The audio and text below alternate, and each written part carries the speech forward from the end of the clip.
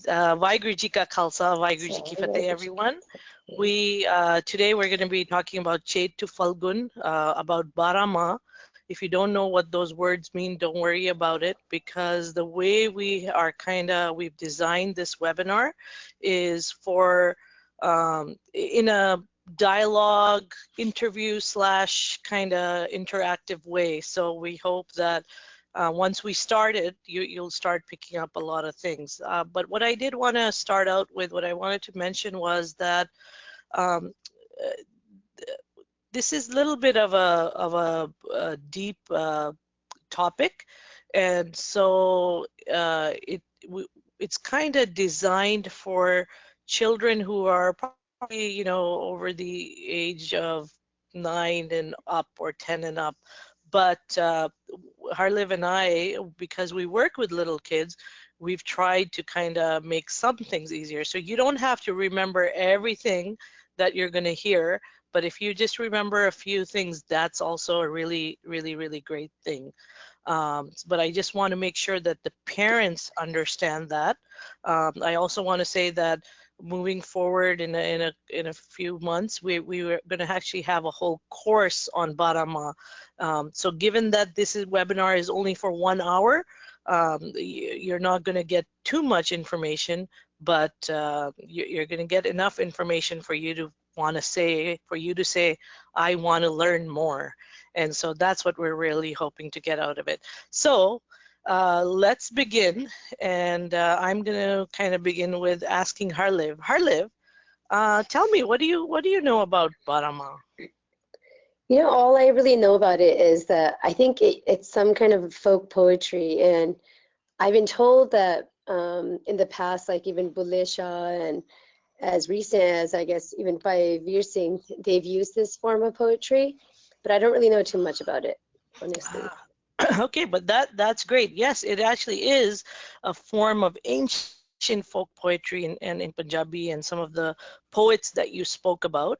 And basically what it is, it's scheduled around, or it's talked around the idea of the 12 months of the Indian calendar, which are a little bit different from our months, but still they're 12 months. And usually it's about, it talks about some kind of romantic love and missing your beloved, missing someone who you really love and you really care for.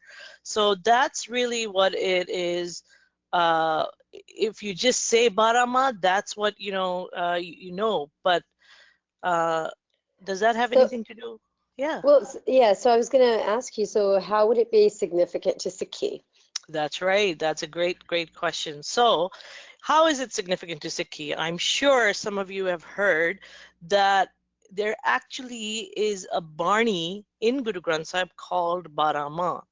And actually, Guru Nanak Sahib and Guru Arjan Sahib have both written this Bani at different times. And it also explains the sadness of separation and the happiness of meeting.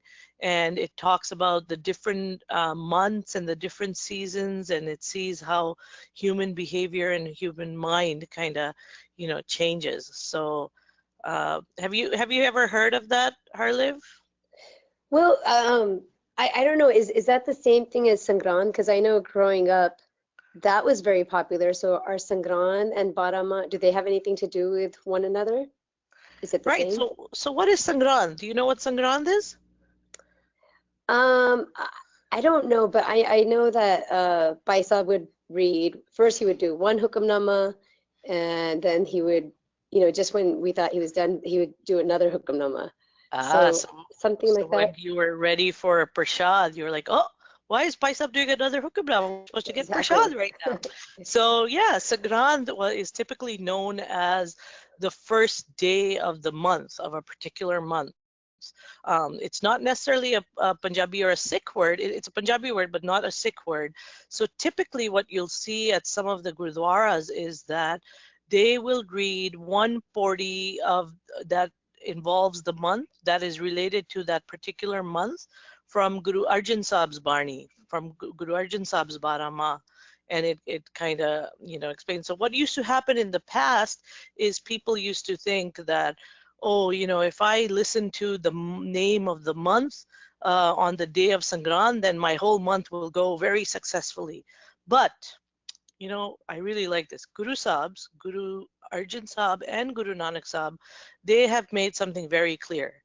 They have said, hey, there is no auspicious day, no auspicious time, season, month, you know, when the moon comes out. There's nothing of that sort that is auspicious for us. What is auspicious for us is when we remember Vaheguru. So, you know, this green panel that you see on the slide, you see that, Right. right? So the first one, it's by Guru Arjan Sahib, and it says, Maha Divas Murat Pale, Jinko Nadar Kare, Nanak Mange Darasdan, Kirpa Karo Hare.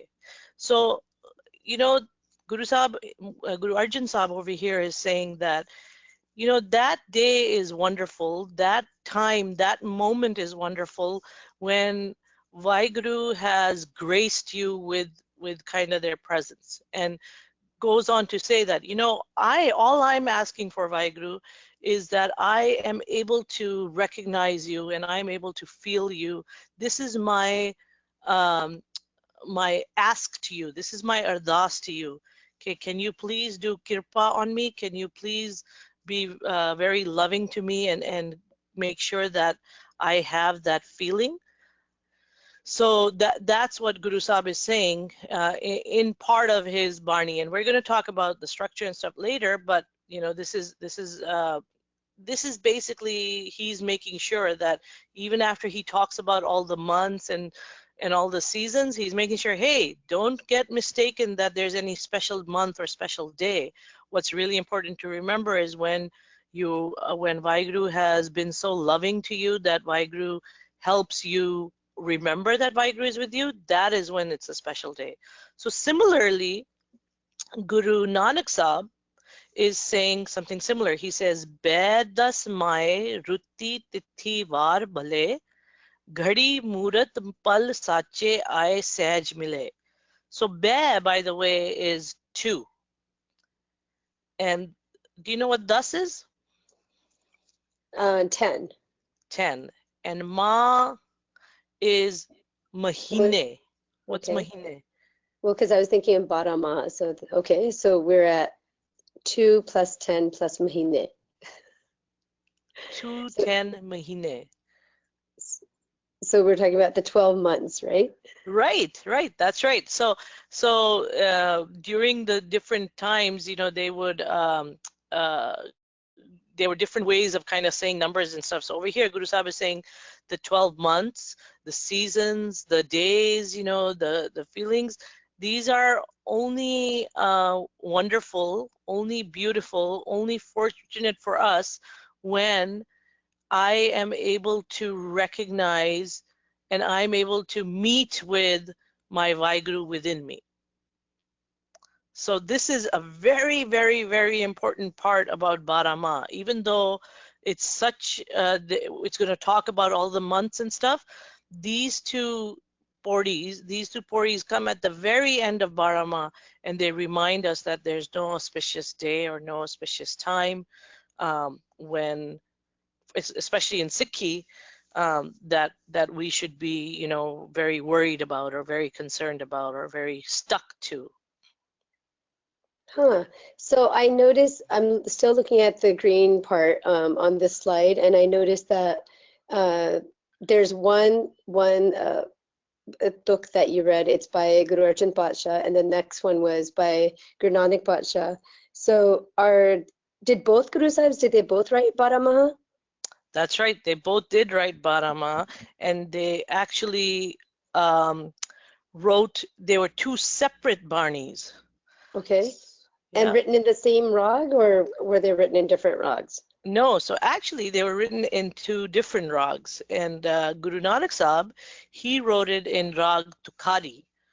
And Rag Tukari is actually a rag that kind of focuses on a strong desire to highlight what the wonderfulness or the greatness of Vaheguru is. So the rag itself actually has this feeling that helps you remember what the greatness of Vaheguru is. But like I said earlier, that Bara Mah usually is about separation and meeting, and we'll talk a little bit more about that in a bit.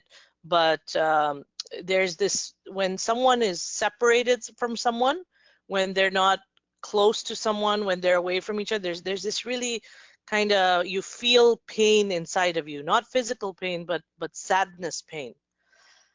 So Guru Nanak Sahib wrote it in Rag Tukhari, and Guru Arjan Sahib, he wrote it in Rag Maj. And you know what's really cool about Rag Maj?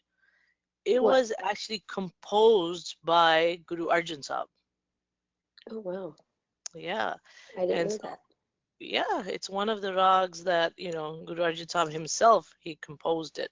And so what you'll see is that it's a similar kind of feeling. There's this feeling of separation, but it's this also this feeling of extreme love, extreme, um, feeling of how can I meet my beloved? How can I come together, and how can I be part of and united with my beloved? And interesting thing I also think is that in Guru Granth Sahib, Guru Arjan Sahib's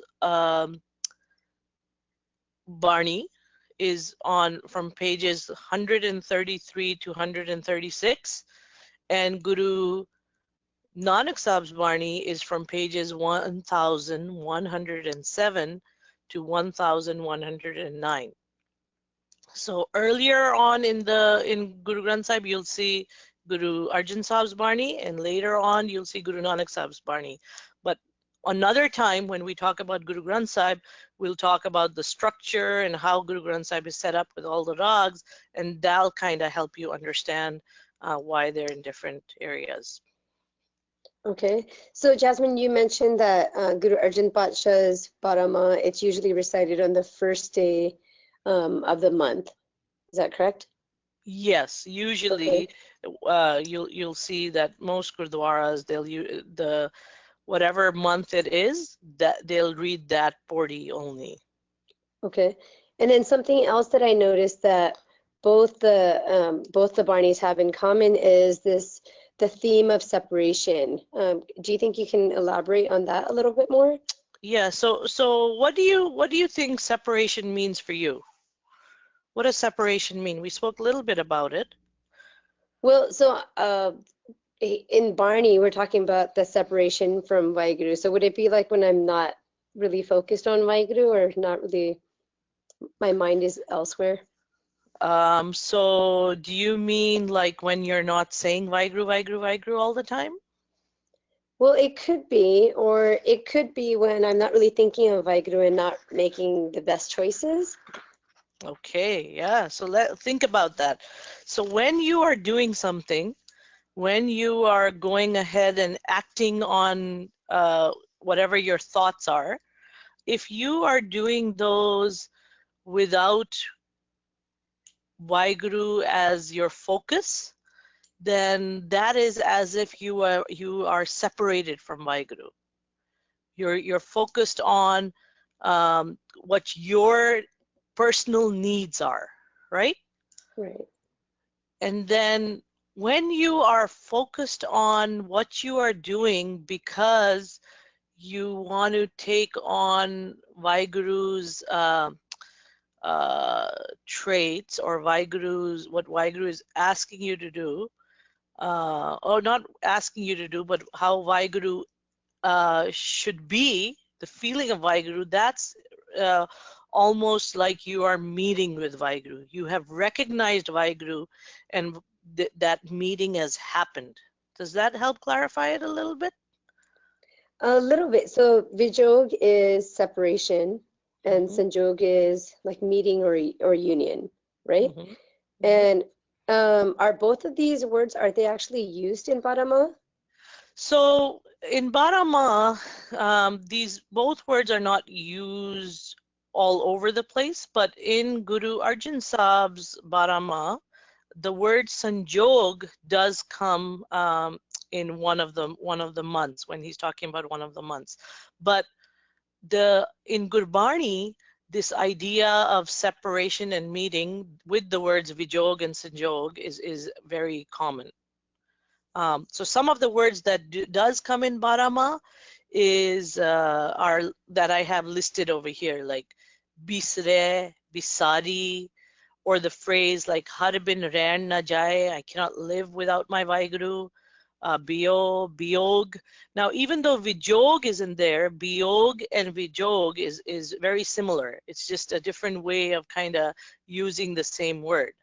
So the idea is there, and some of the similar words are also there. And that's what's really cool about Gurbani too, that they don't only use one word to explain everything. Just how different people understand different things at different times, they use different words to explain it. And the most important thing I actually forgot to tell in the beginning too, when we were talking about what is Bara Mah, is that the common person would understand when you said Bara Mah or you spoke about Bara Mah, they would understand what was going on and what you were talking about.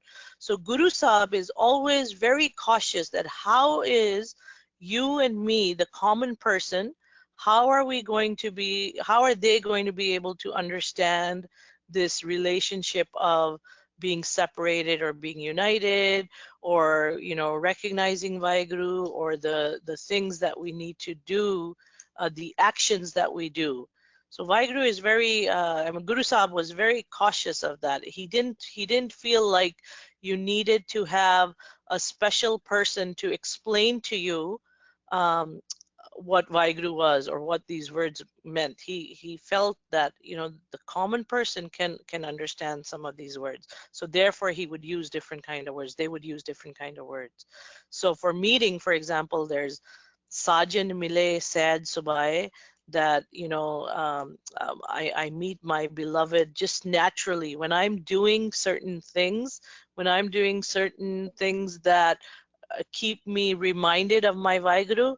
It's just in a very natural way I end up meeting Vaheguru, or Vaheguru comes and resides within me, and how or the question of how can I meet my beloved, Milo Pyare. Okay. It's actually cool that you ended with how can I meet my beloved, because as we were talking about thinking about Vaheguru, it's not really just about what's in our thoughts, it's also about the actions, as you mentioned, right? So our actions play a big role in us having that union, right? That's right. So speaking of action, let me kind of explain to you how both of the Bara Mahs are structured, because like I already said, there are two rags, right? So Tukhari and Maj. Now what's really interesting is that Guru Nanak Sahib's Tukhari Bara Mah starts out with 4 stanzas before Guru Sahib starts talking about the months, and Guru Arjan Sahib's is 1 stanza or 1 pori before he starts talking about the month. But what's really cool, I think it's really cool, is that both the Guru Sahibs, how they start out their the first stanza? It's about the actions. It says that if I have not been doing the kind of actions that are helping me remember Vaheguru, if I'm not doing the kind of actions that are making me like I don't have Vaheguru in my focus, if I'm doing it out of the goodness for myself, then those are the kind of actions that separate me from Vaheguru. Okay. And is the message, and you said both this message is across both the Bara Mahs. That's right. Is that correct? Okay. That's right. So Guru Sahib is saying that this, you know, you have to remember that these the actions that you are doing, this is what kind of keeps you doing more good actions. So if you, for example, if you are doing an action that is not appropriate, that is focused on getting good for yourself, or doing something that can be easy for you, that is good for you, that is benefiting you, then that's what you'll keep doing. But if you start doing actions that remind you that you are doing this because there's Vaheguru in you and there's Vaheguru in everyone else, and you're trying to benefit someone else, then those actions are the actions that um, will get you closer to reuniting or meeting with Vaheguru. Okay, okay. And I'm also thinking eventually those kind of actions, they become a habit, right? Because you're not seeking any kind of reward for them. You're just doing it for the goodness of just doing them. Right. So let's talk a little bit maybe about the message then. You know, like we were already saying that in Rag Tukari and in both rags, there's actually there's a focus on remembering Vaheguru through praise. And so we're going to talk a little bit more about praise in a little bit, and it'll bring us back to actions. But there's a need for us to recognize Vaheguru. If we don't know who Vaheguru is, then we don't even know what we're going to be praising, right? Or what praising is. And so Guru Sahib says that one way, you know, you have to remember that there has to be Vaheguru will be with you and grace you, or ਤੁਹਾਡੇ ਉੱਤੇ ਮਿਹਰ ਕਰਨਗੇ, ਤੁਹਾਡੇ ਉੱਤੇ ਕਿਰਪਾ ਕਰਨਗੇ, if you are continuing to do these wonderful deeds. So it comes back to action again, right? That if we continue to do good deeds, that's as if you're already been graced by Vaheguru. Vaheguru has had mehr on you to do these good deeds, and by doing these good deeds, you're going to be you're going to get to a place where you start recognizing what Vaheguru is. And so similarly in Maj, it's a similar kind of thing where whatever you're doing in your daily life, again, actions, right? What do you do in your daily life? It's always something that you're doing. While you're doing whatever you're doing in your daily life, you have to always kind of have the focus of Vaheguru within you. The other thing about Maj that I think it was really cool is Guru Arjan Sahib says there's a big importance of having your Guru and your Sangat as part of your daily actions. So for example, if you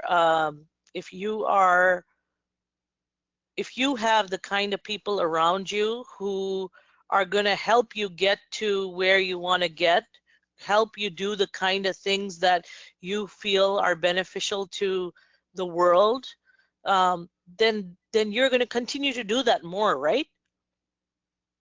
Right. So that's why Guru Sahib is kind of reminding us that it's very important to have a strong Sangat with you, is to have a Sangat who's also doing the kind of actions that in which they haven't forgotten their Vaheguru. Huh. So, but I mean, your Sangat, positive or negative, they're going to affect your choices. So we just have to be really conscientious of the type of Sangat that we're associating with. That's right. So it's up to you, right? Even that in itself is an action. If you choose to be with Sangat that is going to remind you to make good choices, or if you choose to be with Sangat that's going to make you make bad choices, that's an action that you have to take, right? And usually we say when we say bad Sangat, I mean more like bad choices, not necessarily bad Sangat. So usually the reason why you're making bad choices is because you feel that it's gonna make you feel better. It's going to make you, maybe people are going to see you as, you know, fun, or people are going to see you as proud, or people are going to see you as things. Whereas others, so that's why sometimes you want to focus on yourself, and so you end up doing things with sangat that may not be appropriate, may not be right. Okay. But so go Go ahead. ahead. Well, yeah, in the earlier slide, you had also you were talking about praising Vaheguru. And I was just going to ask you a question about that. How do you praise Vaheguru? What does that mean? Right. So have you heard of the word or the phrase Sifath Salah? Well, I know Sifath means to praise someone. Kesadi Sift karni is to praise. Right. Is that So correct? yeah, that is correct. So when we are thinking of praising someone, can you give me an example maybe about if you were to praise your friends, if you were about to talk about your friends, something good about your friends, what does that mean? What would you I tell me? I might say they're smart, Uh-huh. funny, strong, Mm-hmm. And why do you want to be with them? because I would like to become smart and funny and strong, maybe.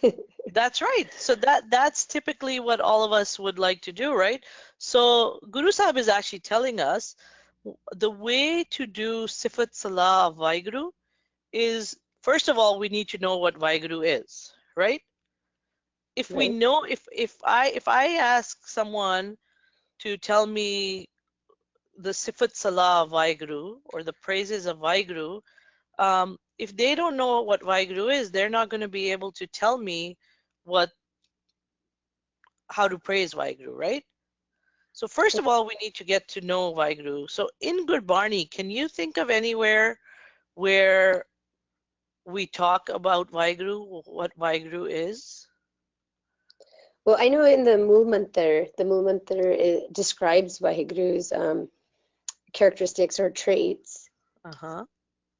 right? It mentions that Vaheguru is the creator and who's fearless and does not have any enemies. That's right. So do you think, how can we take on some of those traits?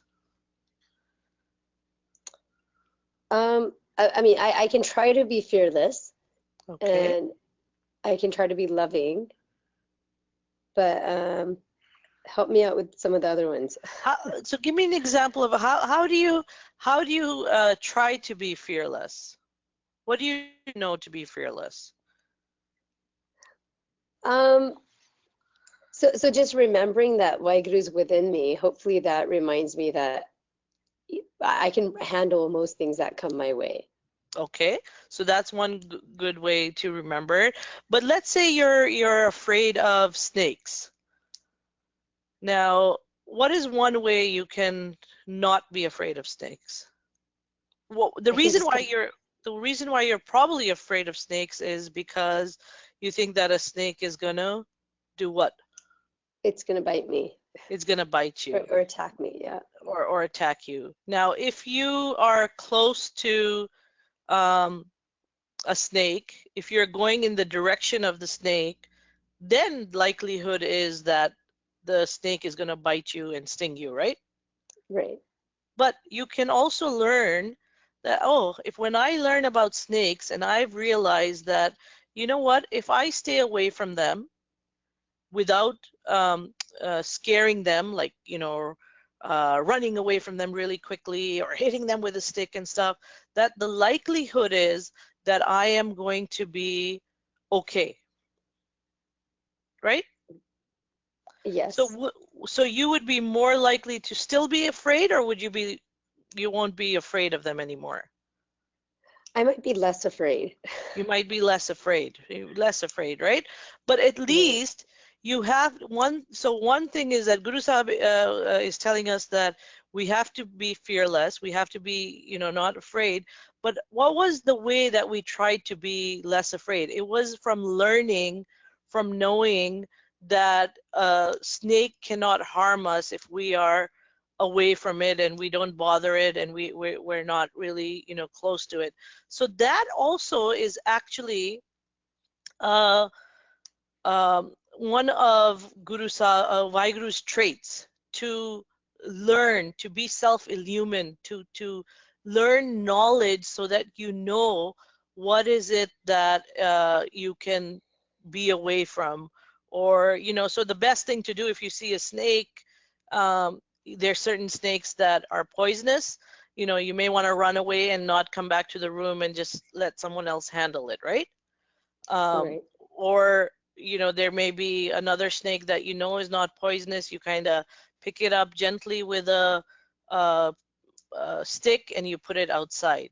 So so our job is also to learn and to understand and develop knowledge within ourselves so that we know, oops, sorry, hang on 1 minute. So that we know, are you able to see my screen right now? No, Oh, sorry, now we can. 1 minute.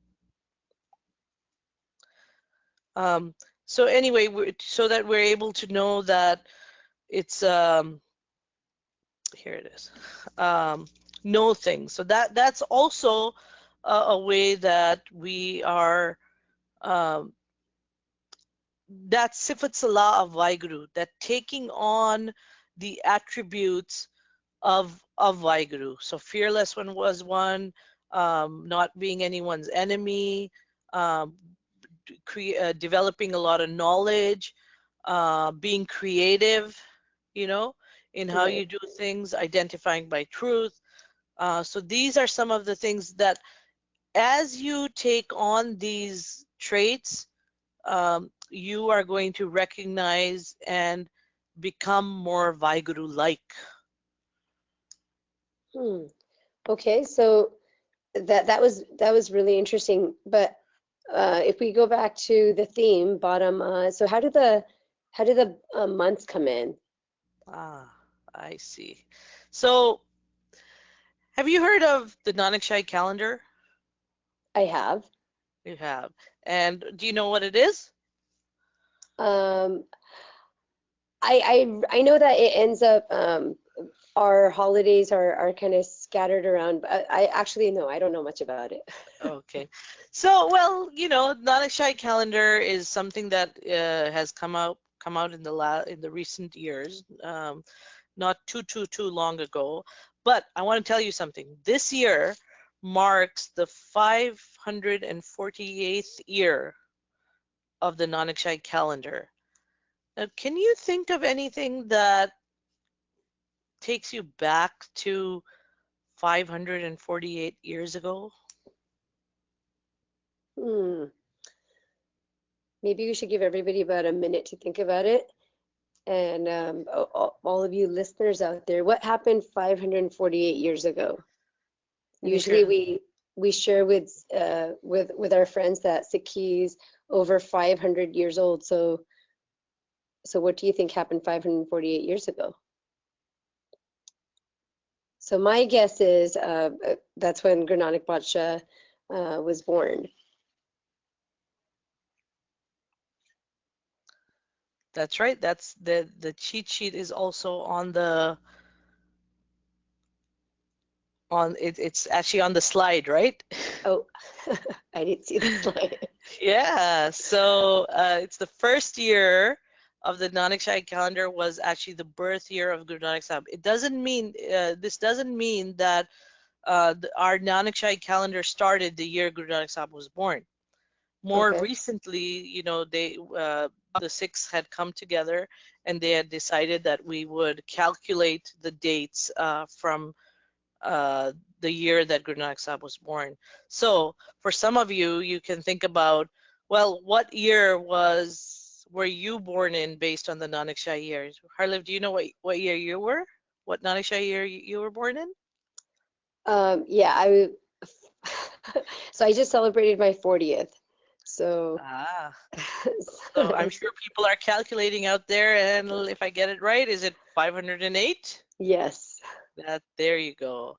So for us then, you were asking about the names of the months, and let's go into, oh, there we go.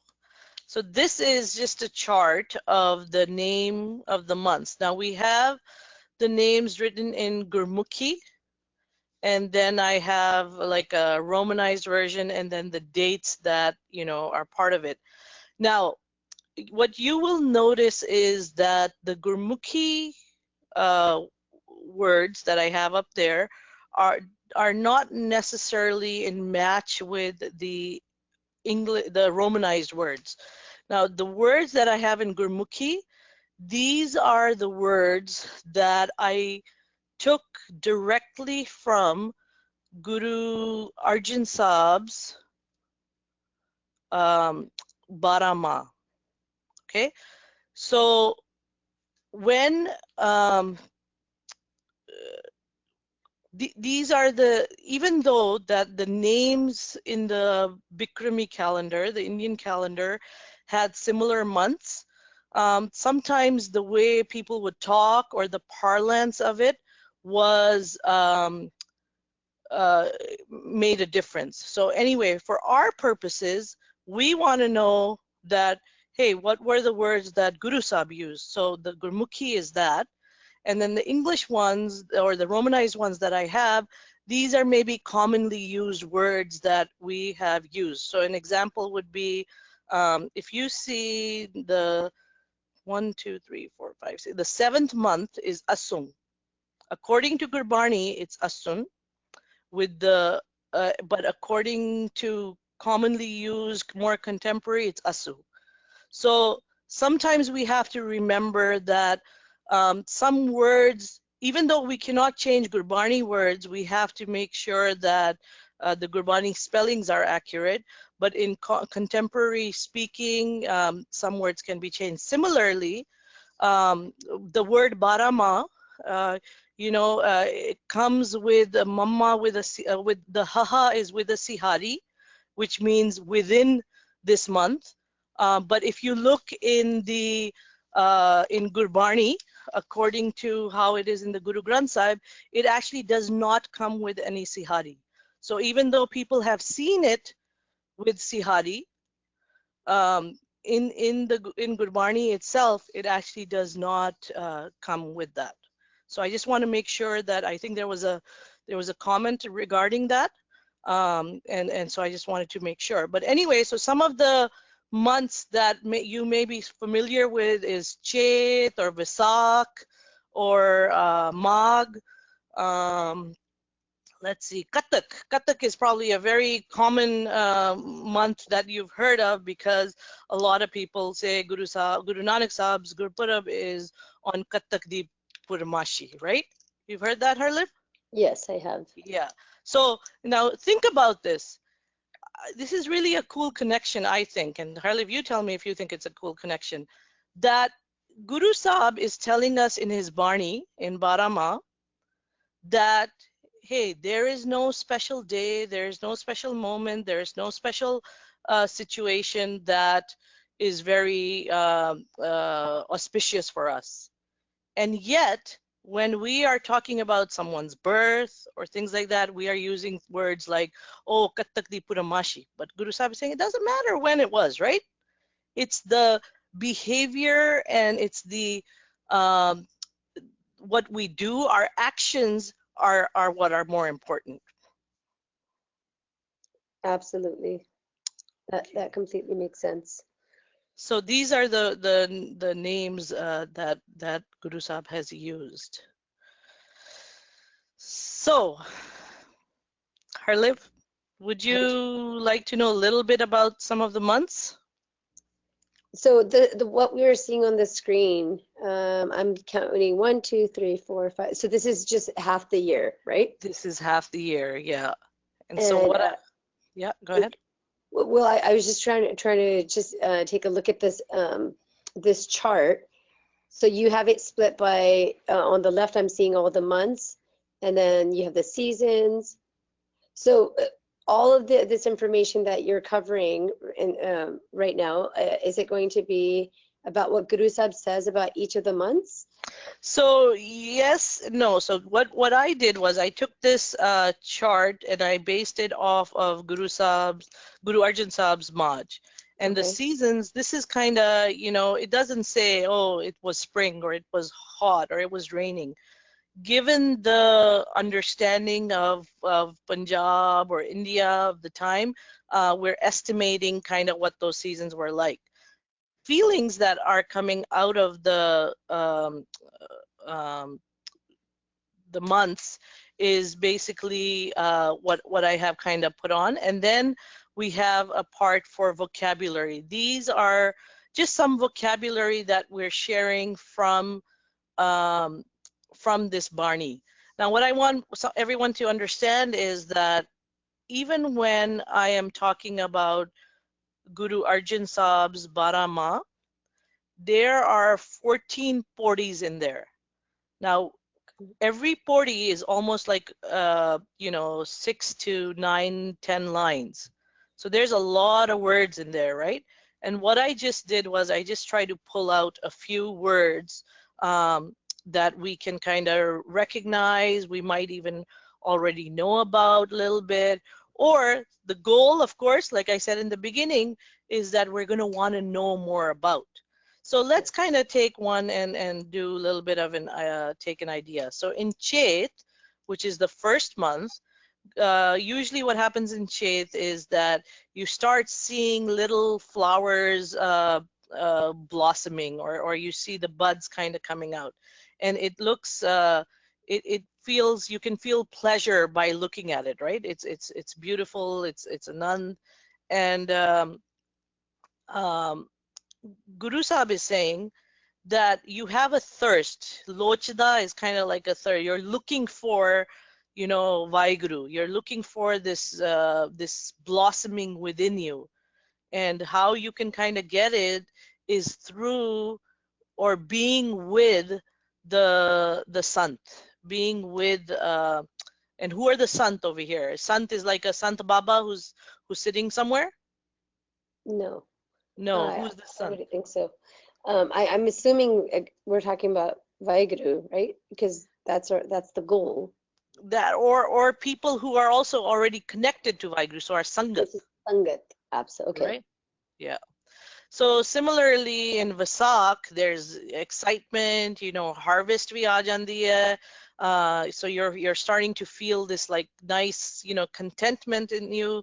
But you know what? You got to be careful that if you get stuck to your worldly needs, if you're stuck to things that are you are that are just beneficial to you, that are good for you, you may get stuck to them. You may not remember that whatever you're getting, whatever is given to you, is because of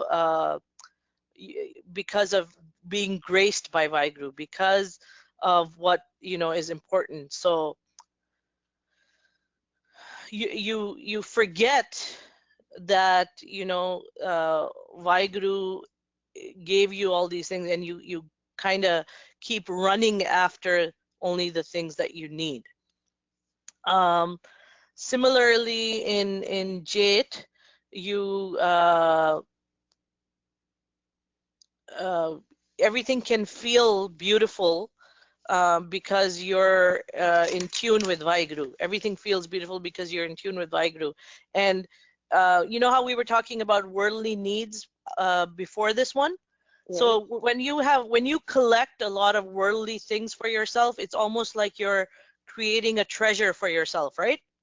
Okay. Like you're keeping safe all these wonderful things. Right. But Guru Sahib is saying that, hey, if you have the treasure of understanding Vaheguru's traits, and you've taken on these traits, those traits cannot be stolen. Or another way to kind of look at it is that even if some of these traits are stolen from you, let's say I had become fearless and Harliv, you said that, oh, I want to be fearless too, and you end up kind of taking it and stealing it away from me, will it make me fearful again?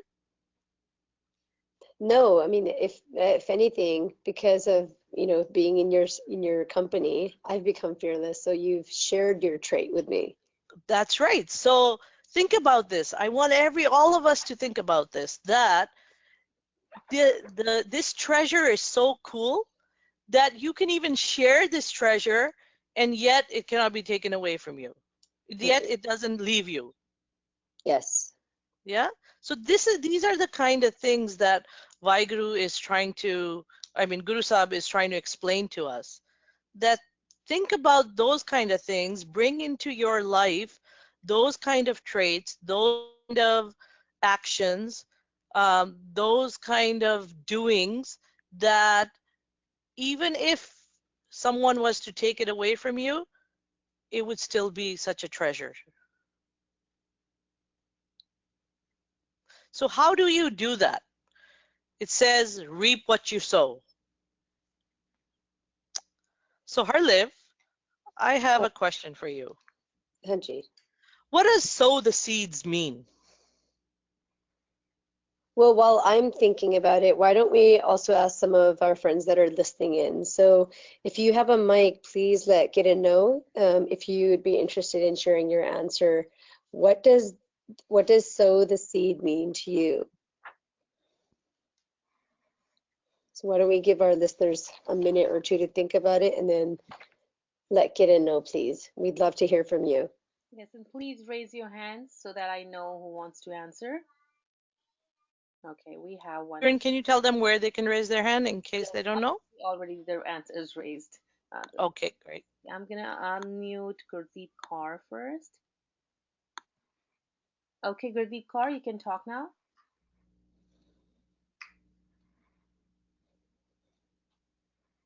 Hello? Did you unmute her? Yes, I did.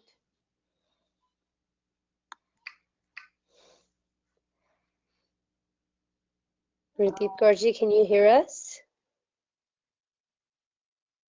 You have to, I don't know, she's unmuted from my side. Okay, while she figures out, I'm gonna take the other one and come back to her.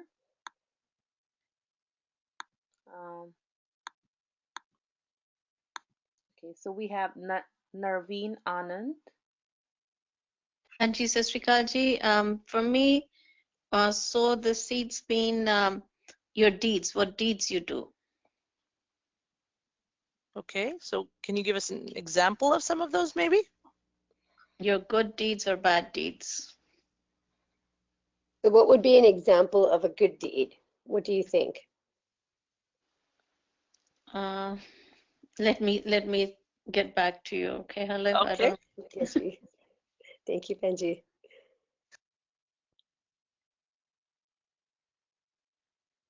Okay, Hearing anyone else? Yes, I unmuted Gurdeep Kaur again. ਹਾਂਜੀ ਹਾਂਜੀ ਮੈਂ ਹਾਂਜੀ ਸਤਿ ਸ਼੍ਰੀ ਅਕਾਲ ਜੀ ਹਾਂਜੀ ਸੋ ਆਪਣੀ ਅਸੀਂ body ਨੂੰ ਤਿਆਰ ਕਰਨਾ for like a farmer prepares a land ਤੁਸੀਂ ਕੁਝ ਵੀ ਬੀਜ ਬੀਜਣਾ ਹੈ ਸੋ ਇਸੇ ਤਰ੍ਹਾਂ ਅਸੀਂ ਆਪਣੇ ਸਰੀਰ ਧਰਤੀ ਵਿੱਚ ਬੀਜ ਬੀਜਣਾ ਅਗਰ ਵਾਹਿਗੁਰੂ ਦੇ ਨਾਮ ਦਾ ਸੋ ਉਹਦੇ ਲਈ ਸਾਨੂੰ ਆਪਣੀ ਬੋਡੀ ਨੂੰ ਤਿਆਰ ਕਰਨਾ ਪਏਗਾ ਮਨ ਨੂੰ ਸਾਫ਼ ਕਰਨਾ ਪਏਗਾ ਵਿਦ ਗੁਰੂ ਸ਼ਬਦ. So that is like sowing the seeds in us, that we are making ourselves, our eyes, our hands, our feet, so that they follow the path of Guru Shabad, and that is the sowing of the seeds now. Yeah. So Penji already read Barah Mah and she already studied a little bit of this, right? Yes. Yes. So that's a great thing. Penji, you brought up a very good thing. And Guru Sahib is actually in the next chart, we're going to see some of that Guru Sahib, yes, we have to prepare ourselves as a farm and the things that we have to do, the good things that will come out of that, right?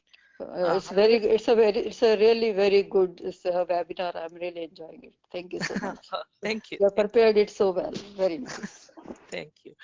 Hanji, anyone else? Yes, I think Narveen Anand has again raised her hand. I'm gonna unmute her. Hanji Panji, welcome back.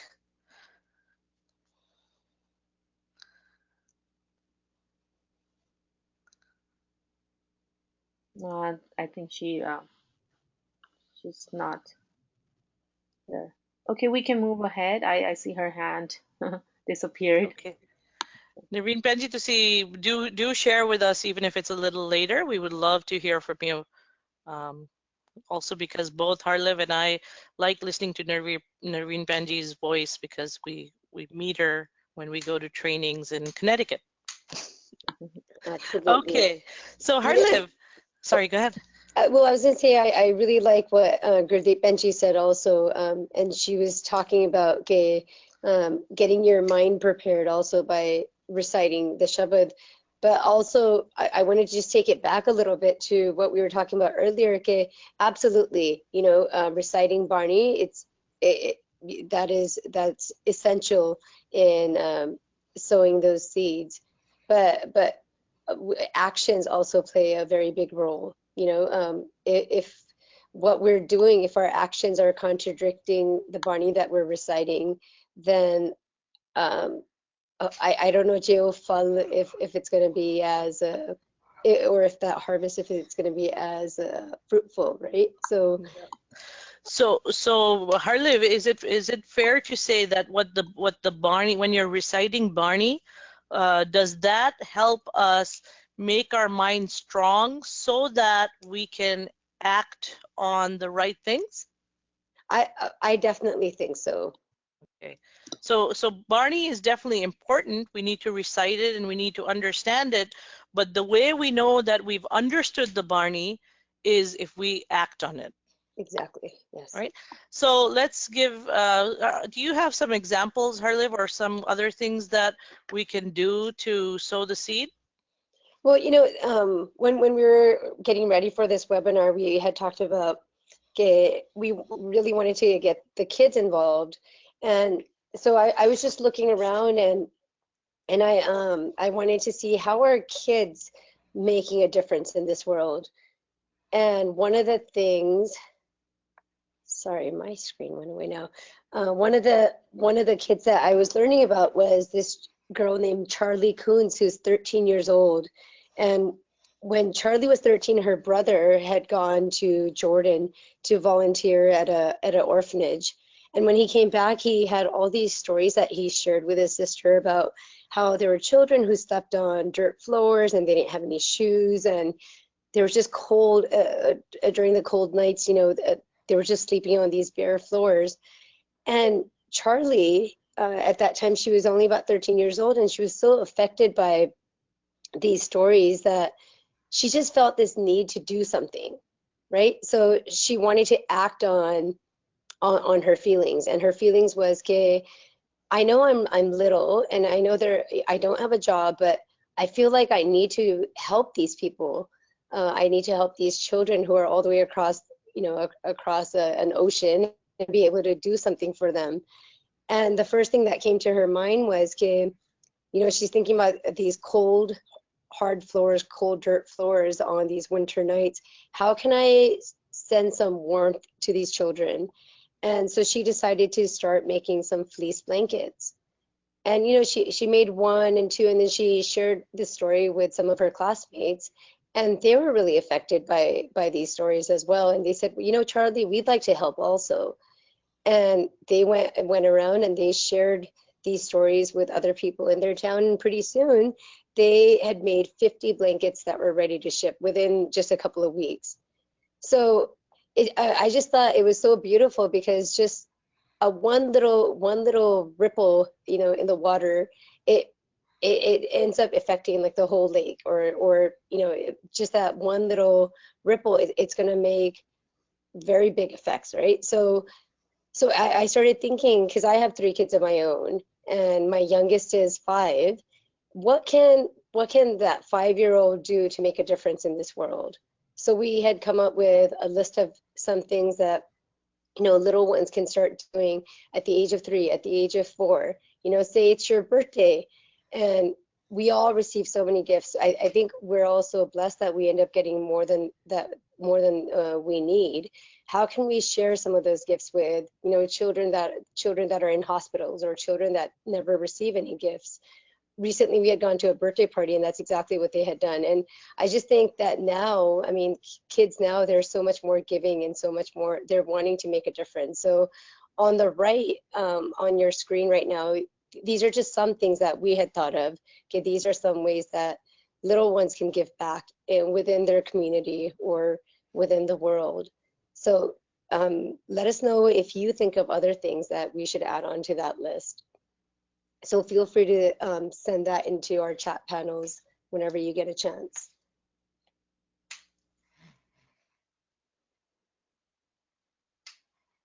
Give you So, a minute or two to read these too, so we'll wait.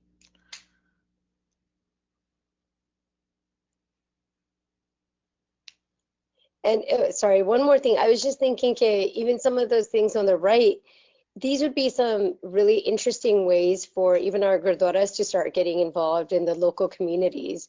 You know, jadon Gurpurab, what we should have food drives more often, so that we're affecting our local food pantries. I know it's very common for there to be toy drives during the Christmas holidays. You know, as our gurdwaras can start doing things like that during Gurpurbs or during the Sakhi. You know, how else can we affect our local community so that we're making a big difference in this world? Harlev, you know what I really like about your story about Charlie Coons? Hanji.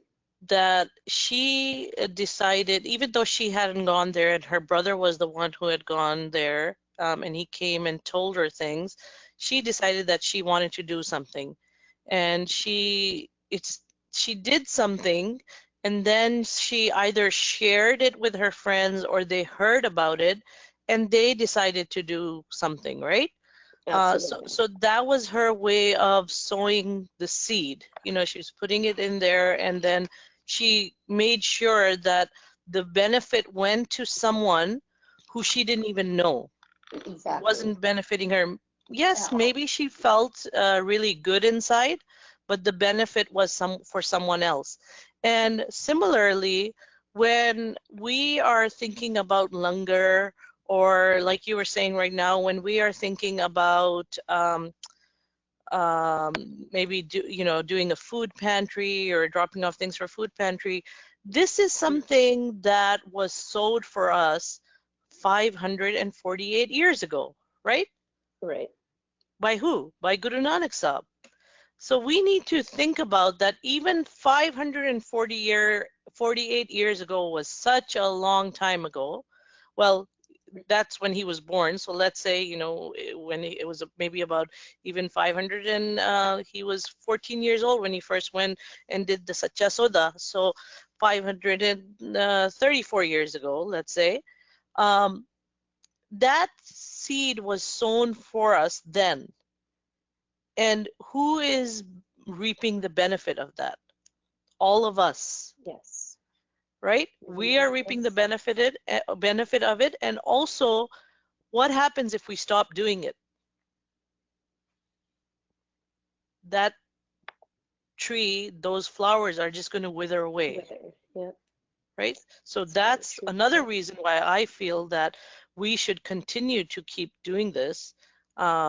Not because our guru did this, but because by doing this, we're going to keep connected to Vaheguru, who Guru Sahib reminds us that is that same light that is within us, that is within everyone else. Right? So Guru Sahib says, Man tu jyot sarup hai, apna mool pachan. You have to recognize what is within you, because if you're able to recognize within you, then you'll recognize that it's within everyone else as well. And you know, we were talking about Sangat earlier. If you recognize it within you, and you might have some friends who don't recognize it within them, hopefully they'll see it within you, and eventually they'll see it within themselves. Because, you know, like we said, Sangat just makes such a big impact, right? So I mean, going back to Charlie Coons, this little girl, she ended up really impacting her community, and people who had never even thought about, you know, kids outside of their community, they were impacted by, you know, her little project. So, which actually became a quite a big project for that town. So Yeah. So should we move on to the second half of the months? yes, please. Okay. So here are the next 6 months, and what I'll do is I'll kind of, let's see, I'm trying to think which one to take on. So I'll give you an example of the season and what Guru Sahib is saying. So let's look at Po, which is the fourth one. And so what in Po, basically it's extreme cold and there's usually frost outside, right? When there's cold, basically when you wake up in the morning, there's frost. And Guru Sahib is saying that, hey, even if there is frost outside and you know that it's going to pinch you if you were to touch it, like let's say you went nange pad or you touched it or anything, it'll hurt you. But Guru Sahib is saying, when you are attached to Vaheguru, when you recognize what Vaheguru's traits are and you are living it, that frost won't even bite you. It doesn't even feel like you know, you can be bit by it. The other thing I think is really cool that Guru Sahib says in Magh, and he also says in some of the other Banis throughout Guru Granth Sahib, is that in Magh, you know, typically what happens is a lot of the people from the Hindu community, they go to a particular water where they go and take a bath. It's supposed to be considered auspicious, and so it's a very commonly known about Hindus.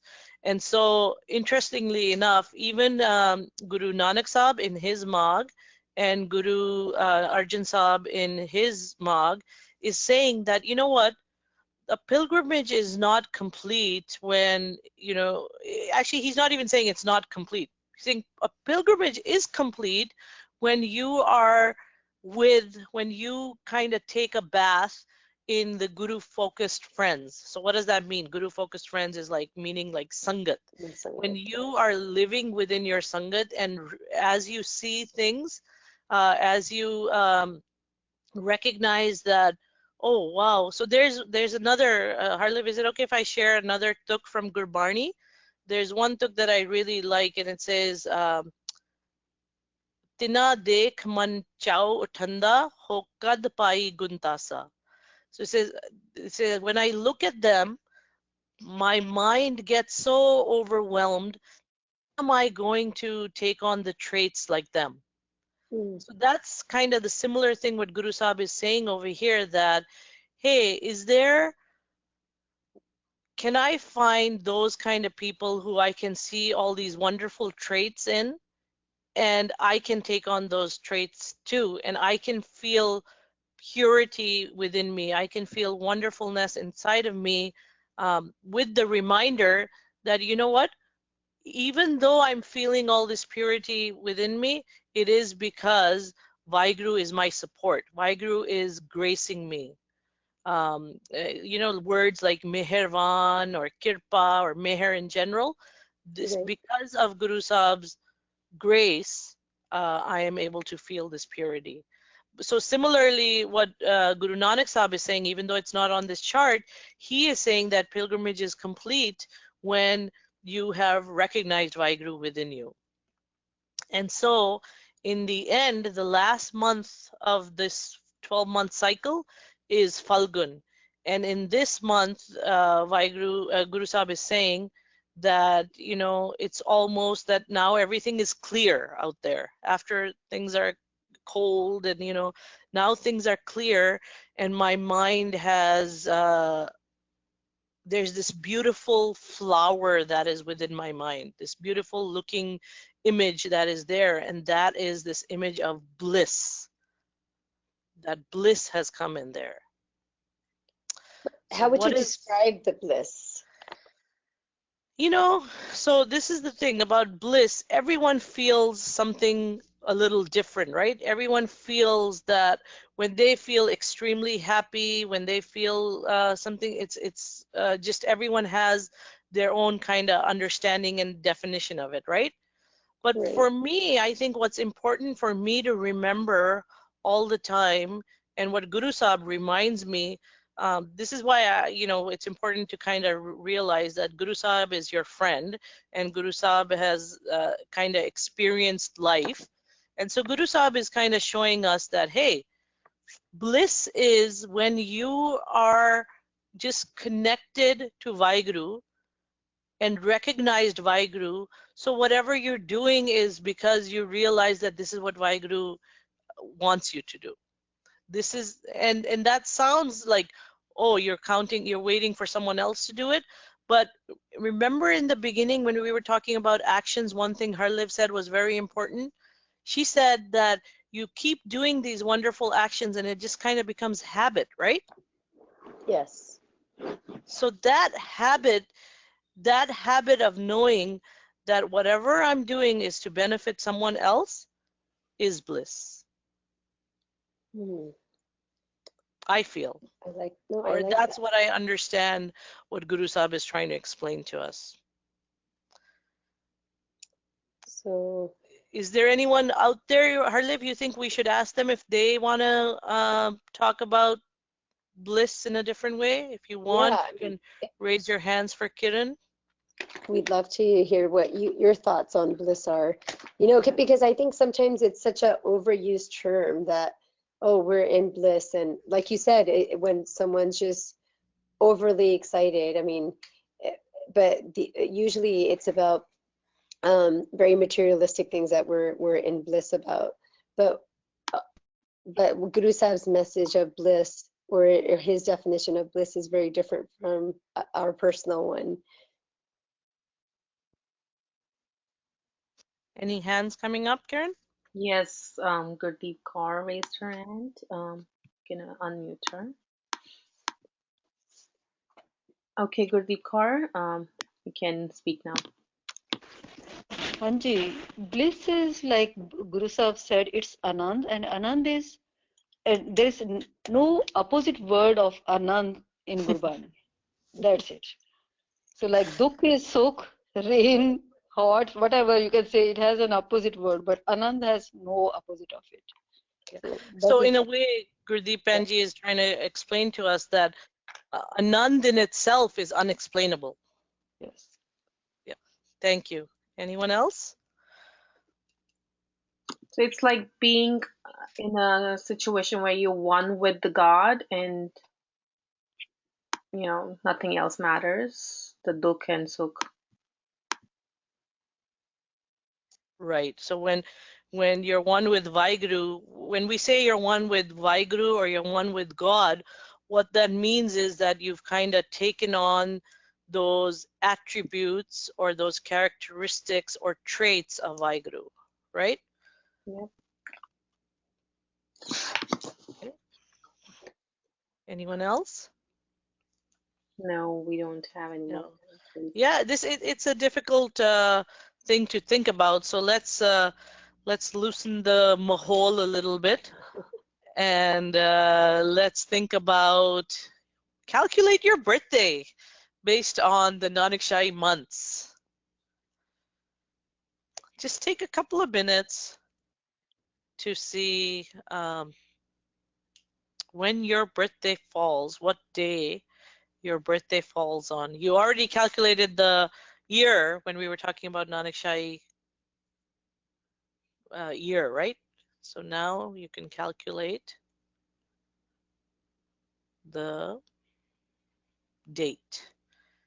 And what we would love to see is if there are, we'd love to see some of the dates from the kids. They can put it in the chat panel. They can just type it in. Because we already heard from adults and we've heard from me and Harliv, who are adults, but I'd really like to hear from maybe some of the kids who are part of the webinar. Maybe it's taking a long time to calculate, huh, Harliv? Yeah. Well, I I'm figured, going to just share mine, that my birthday falls on Vesak the 2nd. So do you know what that date is, Harliv? Visak the 2nd, would that be April 12th? Vesak the 2nd. Vesak starts on April Oh, 14th. oh, sorry. So So what if actually, you it's Vesak the 3rd, actually, not even the 2nd. So the April 17th? April 16th. 16th. So I'm off on math. April 14th is Vesak the 1st. Oh, 15th okay. is the 2nd, and 16th is the 3rd. Well, we hope that some of you have calculated it and, you know, will share it with each other as a family.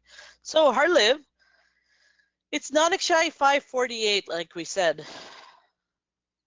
Can we create a family resolution? You know, I think that's a great idea. I know, okay, that this year, this Nanakshahi 548 began about 2 weeks ago, so we're a little bit, we're 2 weeks behind, but as a new year always starts, I think we always begin thinking of resolutions for that year. But as a family, what would be some resolutions that you guys would come up with? What are some things that you hope to do as a family in Nanakshahi 548 together, affecting your personal growth and then the growth of your Sangat, and think a little bit just even outside of your family and outside of your Sangat, how can you affect the local community? What are some things that you can do to be a little bit more involved to bring about changes in our local communities? So these are some things that, you know, my family and I were going to start thinking about and come up with our own resolutions. But I think we just received a message saying that we still have a few minutes. We have about 5 to 7 minutes. So if you guys want to think about that with your own families, we'd love to hear from some of you who we haven't heard from. Share some of those resolutions that you as a family, maybe it's something you've already come up with. And if you'll just share it with us, we'd love to hear from you. What about you, Jasmine? Are there some resolutions that you guys are currently working on, or?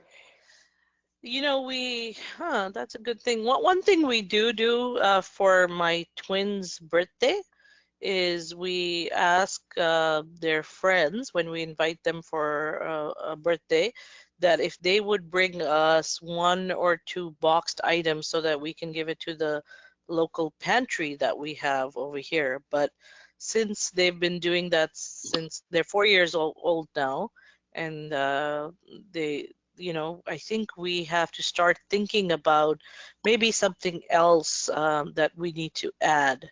Maybe they can, because 4-year-olds like a lot of toys and like a lot of games, and maybe it's something that we should think about. How can we give away some toys or games so that, you know, kids who don't have it can play with it?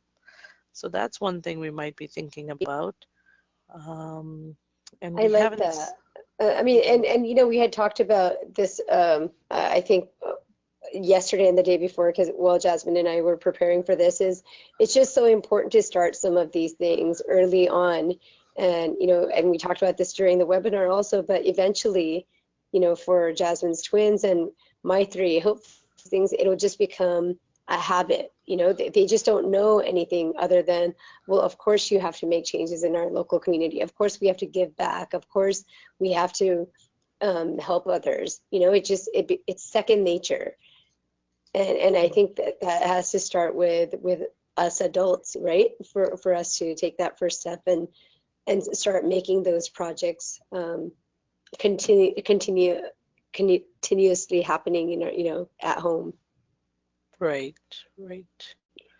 So we actually have 3 answers for the question you asked. Oh, okay. Right. So Kanika, she says that help the needy, moving away from materialistic things. Very nice. Yeah. Then we have Gurdeep Kaur. He says, do more part with grammar and teach in my Sangat. That's a wonderful one too. You teach, what you. Yeah. And the third one is from Indrapal Singh. He says, our resolution is to do community service as life is very short. Okay. Wonderful. Very nice.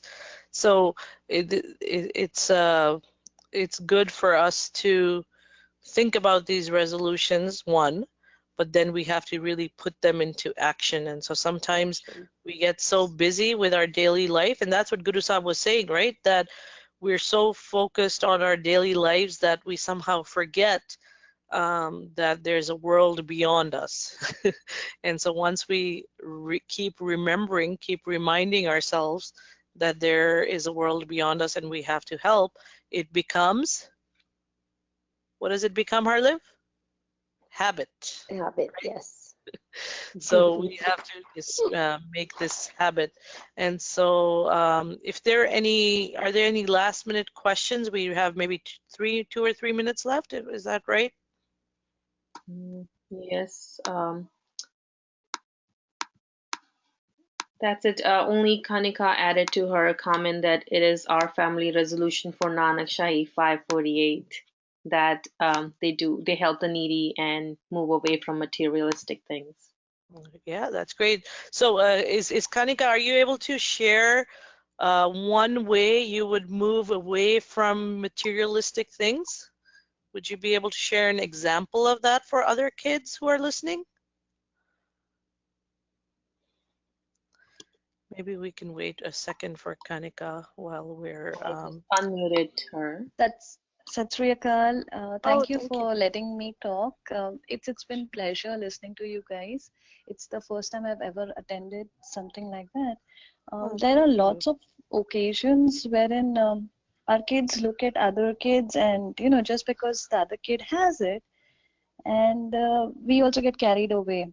But there are times where we can just explain to them, exactly. That's what, when we grew up, we had our own constraints, but the way they were explained to us made logical sense, and we never had a situation where we cried for stuff. But these days, with so many things coming in, there are times when our kids put us in a situation as though we feel, okay, maybe.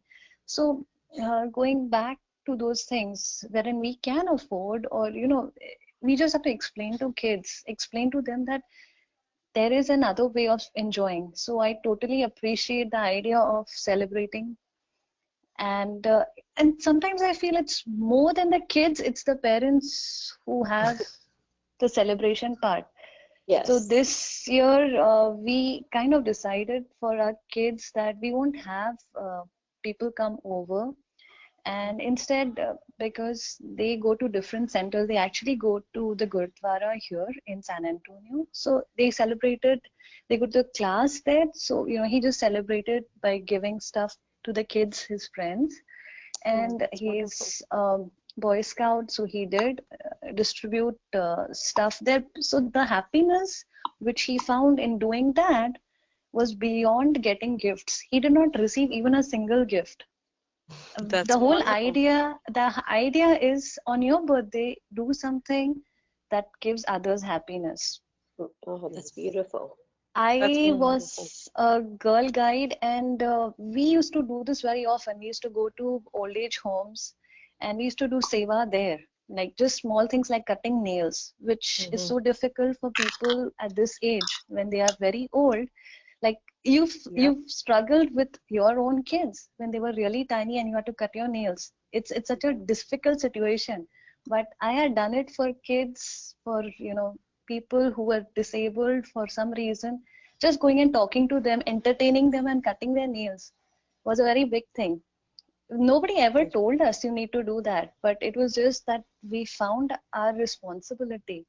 So I totally agree with the whole idea of seva, and it should come. The kids should feel good. So when I see my kids doing seva, it gives me immense pleasure. So that's where I looked at it.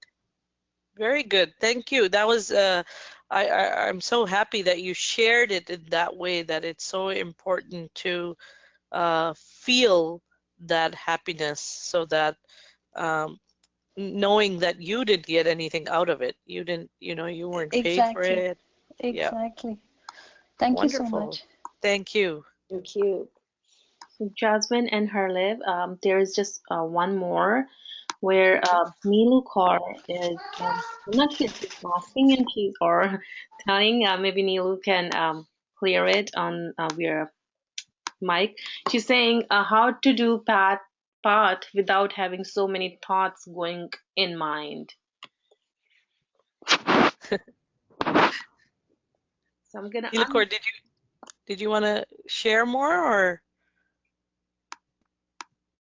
Neelu Kaur, I have unmuted you.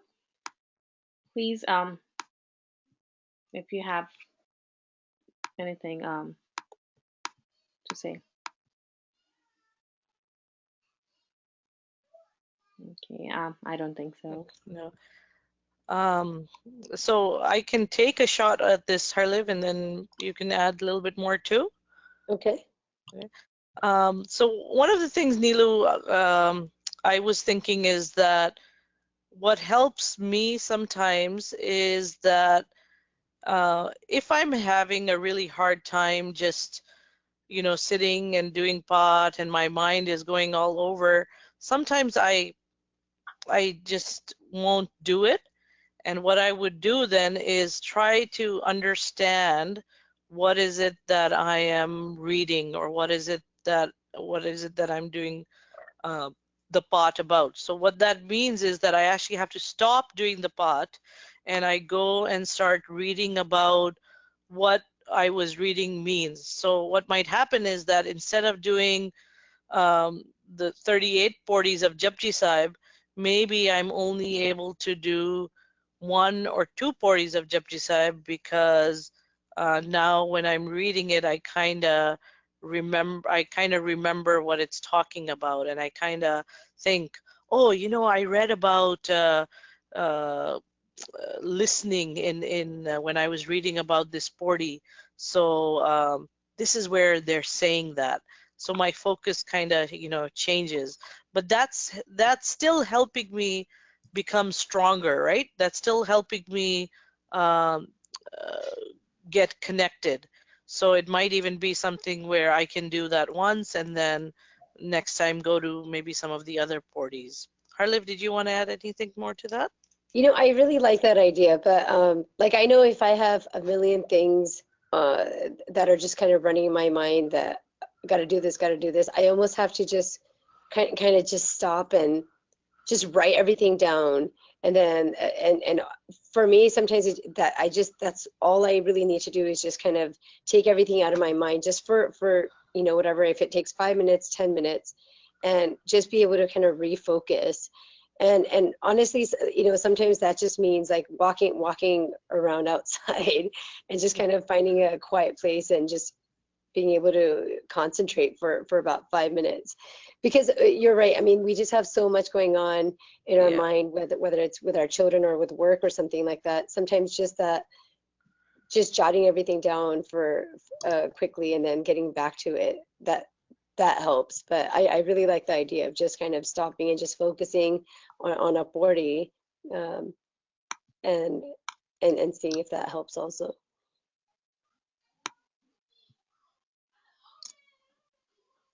All right. Hope that helped, Nilakor. Anything else, Kiran? Yes, we have Narveen Anand's hand raised. I'm gonna unmute, and that should be hopefully our last question because we're running out of time. Okay. Okay, Narveen Anand, I have unmuted you. Sat Sri Akal, everybody, and Sifath to Jasmine and Harlev. I just wanted to say a very, very great webinar, and I've attended your teaching sessions, and I feel this was I took this session more as a teacher, but to learn at the same time. So I just feel it was like a teacher training for me, and great job, and nice to hear your voice. Very nice. Thank you.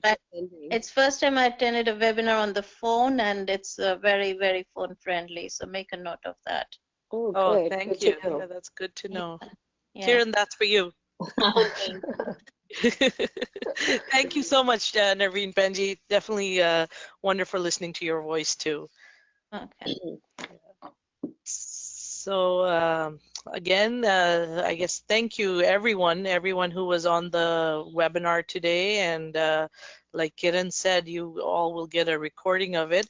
We definitely want to hear feedback from all of you, because like I said, this is also going to eventually become a larger course for young children, and so we want your feedback. I want you to remember that this is only an hour and 15-minute session, and so there's only so much that can be filled, but at least our goal kind of was to leave you with, I want to learn more about the Bara Mah, and I'm hoping that we were able to do that. Harlev, anything else you want to Yeah, and add I was going to to say, that? just for the kiddos that are out there listening, I know we covered a lot of information, but if you just remembered, the Bara Maha, it's talking about the 12 months, and it's written by 2 Guru Sahibs, and it's written in 2 different rags. You've already learned a lot more than what we started off with this morning. So, but in the future, we would love to host more kids webinars. And again, same thing for that, like shoot us an email, let us know what you'd like the future webinars to be about. And Jasmine and I, we'd love to organize other kids webinars in the near future. So thank you again for attending. Yeah, thank you. Thank you very much. And Kiran, it's back to you. Thank you. Thank you. So I also want to thank you all for your questions, and my apologies to those questions who were not addressed. I tried to actually cover all of them, but if there is anything that was left and you have more questions, please write it to us. We are using our Twitter's platform or Facebook. You can do that. And also, please be reminded that these webinars are provided for free, but there is a cost associated with the technology and administration. If you feel you have benefited from the particular webinar or others in the past, please consider making a donation to Sikri or becoming a webinar sponsor. More details can be obtained in the follow-up email you will receive or by emailing info at sikri.org. And a reminder for everyone, please wait a few seconds for the links to appear on the follow-up survey.